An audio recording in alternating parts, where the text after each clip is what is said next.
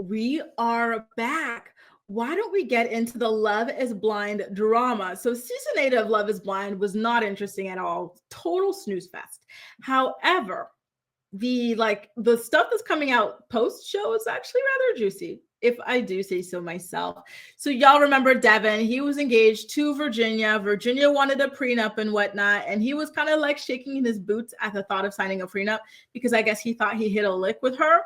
Well, she recently did a podcast interview. I don't know if y'all listened to the podcast, but AD, who was engaged to Clay on her season and is now engaged to Ollie from Love is Blind UK.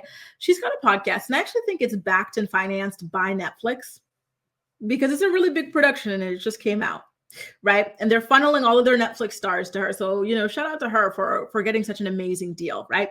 So Virginia appeared on AD's podcast. And by the way, I did listen to this episode and I am about to finish up the episode featuring Ben as well. I do recommend it. It's very well done. So AD talked about how when she was with Devin, she paid for everything. The man was a scrub. He's a traditional conservative man, right, who believes in all of these gender roles, except for the one that says he needs to be earning the money and taking care of a woman. He thinks that the woman needs to be earning money and taking care of him, apparently, right?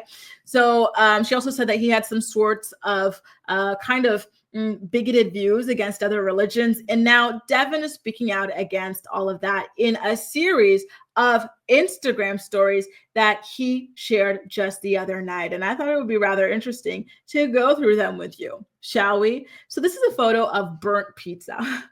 And someone asked him, did Virginia really pay for all the dates? He said, every date we went on was paid for by the show. I will say she paid for the groceries while we were living in the apartment together, but I paid for everything else around the apartment, like laundry detergent, toilet paper, bottled water for us to drink, etc. But because we agreed that we wanted to do things 50-50, so this narrative that she paid for everything just isn't the case. And also, don't fall asleep with the pizza in the oven. All right. But here's the thing. They did go on dates outside of the show, right? So anything that was filmed, of course, was paid for by Netflix, but Virginia was talking about the things that were not filmed. And so he very cleverly negated to answer that. So I do believe that he was paying for groceries and whatnot, but I do also believe that she was paying for dates that were not filmed. And then someone said, are you ever going to tell your story? P.S. You dodged a bullet. Signed, a fan. LOL. I guess the person's laughing about being a fan of Devin. Devin says, yeah, I go back and forth about this. I've been thinking about making a video talking about some of the narratives that people have in mind about me and addressing them, telling my thoughts / perspective on them.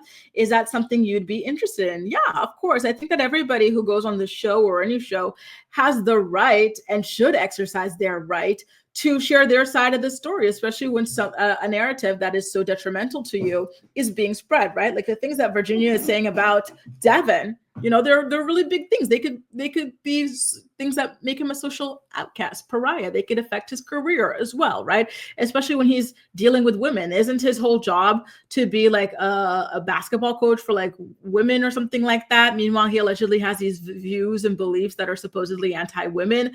You should clear the air, shouldn't you? Right? In my opinion, anyway.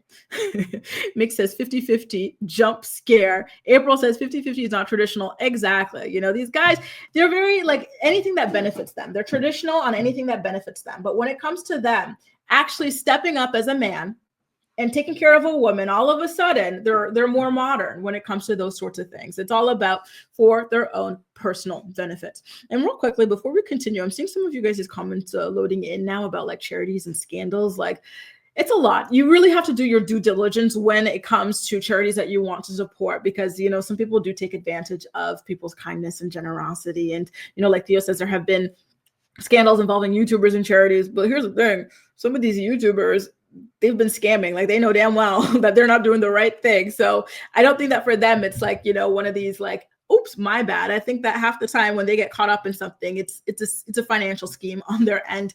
And yeah, the stories I have are actually really, really, really disappointing, because I grew up with a lot of these World Vision commercials on TV. So they really would pull at people's heartstrings, and so many people in organizations would work with them. But if y'all knew what was happening behind the scenes with that money. And Ramster, I think Oprah is a good person. She definitely wouldn't have wanted for the children in her schools to be assaulted or anything like that. But unfortunately, again, something about charities attracts very narcissistic, very just icky people to take advantage of vulnerable people. And again, I don't fault Harry for what happened in his charity. I don't fault Oprah for what happened in her charity.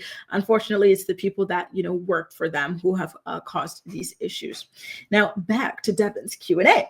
Someone asked or said, self-care tips for Black men waiting for their person, to which Devon responded, I would just say to continue to work on yourself until the right person comes along. Make sure that you're mentally and emotionally prepared. Be in a good space about how you feel about yourself. And the biggest thing is putting God in the forefront. Build a relationship with God and talk with him about what kind of woman you're looking for, and just be patient. He may not come when you think you need him to, but he'll be right there on time. Somebody else asked him if he regretted the decisions that he made. He said, no, don't have any regrets at all. Even though I didn't get what I wanted out of the show, to find my person, to get married, I felt that I was true to myself, and I ended up making so many friends that are going to last a lifetime. So no regrets whatsoever. Now, when it comes to the race or ethnicity of the women that he dates, oops, here it is. Someone asked, is it true you only date white women? To which he responds, no, this isn't true at all. And I have no idea where that even came from. I've dated women of color.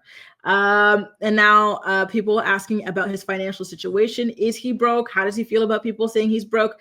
He says it's funny to him. I don't know why people assume that. All I know is I wouldn't be able to afford to live in a 1-bedroom apartment all by myself, pay my bills myself, and buy all my shoes myself if I was broke. Listen, you'd be surprised. You could do a lot of things while you're broke. It's called credit cards, right? And credit card debt. But I digress. And so when somebody asked him why he didn't give Virginia the check, he said that there was so much going on during that time with coaching in a state championship game. So it's excuses, right? Basically, the last thing on his mind was the check, and he wasn't actually trying to hide it. But that's just how the chips fell in that situation. I don't know if I believe him. Then he gives a little bit of info about how long the pod dates last. So varied in length, anything from 10 minutes to 3 hours as well. And I had a screenshot of this, but it's deleted apparently. Somebody else had asked him if he really ghosted Virginia after the show. And he said it's not true. They had multiple conversations, and those conversations weren't leading to how we were going to make things work together. So eventually there's a realization that we clearly weren't meant to be, and it was just best that we move on. Well, here's my thing that I don't understand about Virginia and Sarah is that they say that these men are bigots and these men are sexist and these men are stingy and all sorts of things. Yet they're over here crying about these men ghosting them. How do these men have the opportunity to ghost you? Like, if these things are against your principles, why are you not ghosting them? Like, come on, girls, stand on business. You should never adjust your principles just to be with a man. There are a million men everywhere, right? Like, it's never that damn serious. You shouldn't have to, right? Ali says, if I pay to go 50-50, that's what I say. I do not get the appeal. Most women these days, right, can pay 100% of their own bills. So why would I live with a man, gain all that weight? Because y'all know, no offense to the men, but when you live with a man, you start gaining weight because these men always want to eat something. They don't believe in girl dinner. So, and then like the mess, the toilet seat up, just having to answer this. Like, why would I deal with that for 50-50? Like, sorry, no, thank you. No, thank you. Right? Absolutely freaking not. Yes, it's called Going Dutch indeed, Ramster. I wonder speaking of Dutch, I wonder if we're going to get a Love is Blind. Why am I thinking Alemania? No, when are we going to Netherlands or something like that? Cara says, not his quoting on time, God, period. And so that's something that they really bonded over in the pods, he and Virginia, like their faith and stuff. But to her, like, faith just meant loving God. But to him, it meant loving God. Women are allegedly less than men, this and that. Like, other religions are irrelevant and invalid and stuff like that. Just a mess, right? Mick says he dates women with a wallet regardless of race. Yep, I think that's what it is. He wants to come up. And that's what Virginia said in the podcast with AD, that he came up off of her because even for his birthday, she gave him like $600-700 worth of gifts and stuff. And he kind of was like, thanks, and bounced and ghosted her. Like, oops. Theo, what is girl dinner? So girl dinner is when, sometimes you eat during the day and you're not really hungry at night, but you want to just have something in your stomach anyway. And you maybe you'll have some popcorn. Maybe you'll have a chicken nugget. Maybe you'll have water, maybe you'll have a little chocolate bar for dessert, and that's your dinner. Maybe you'll have some crackers and some cheese, and just like it's just like a snacking, grazing for dinner. And it's something that a lot of women love to do. But when you're in a relationship with a man, they always want to eat full-blown meals, and this is why a lot of women like gain weight in these relationships and whatnot, right? So yeah, girl dinner is this huge. I don't know if you have a TikTok, but definitely check it out. There's so many things about girl dinner. I used to think it was just like a me thing. Like I was like, oh, maybe I have a problem or something. But like just finding community in that, and that like it's so common and normal in girls and women, has been really like the highlight of my year so far, to be honest with you. And yeah, Britt, we're not doing 50-50 over here. Absolutely freaking not. Girl dinner cocktail. Yup. Maybe something like that. Steph says, facts. When my hubby is home for the weekend from work, all he wants to do is eat. Right? Messes up my whole week of clean eating. It's terrible. You know what I do now, especially now that I've got this from my coach sportif, from my personal trainer?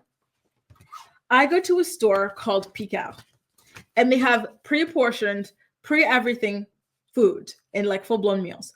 So I go and I buy 3 to eat per day. And I know exactly how many calories, I know exactly how many grams of XYZ are in it. And then when I'm snacking, I'm eating bananas, or I'm eating carrots, or I'm eating dates, or I'm eating Greek yogurt, these sorts of things. And then everything else, somebody wants to eat this, that, they can make it for themselves. I do not want to be bothered. And, because I have everything already, no worries about that, right? Life hack, girls. Get your own food, get it pre-made on the side, so that way you have no damn problems. Acacia says, so true, girl dinner, 1 piece of bread and chicken salad. Ooh, I love a chicken salad. Now you've got my mouth watering for chicken. Costco has the best chicken. I don't know if y'all have the Costco chicken salad in the US, but I love that in Canada. Farrah says the way he treated Brittany was telling of his character. I agree. Like, I think he's a wolf in sheep's clothing, and I think that Virginia did a great job of unmasking him. Julissa says, my girl dinner the other night was popcorn and my cocktail. Love, love, love that. See, girl dinner is what it's all about, y'all. I love it. Like, don't force, like if you're not feeling it, like have something light and, just to have something in your belly.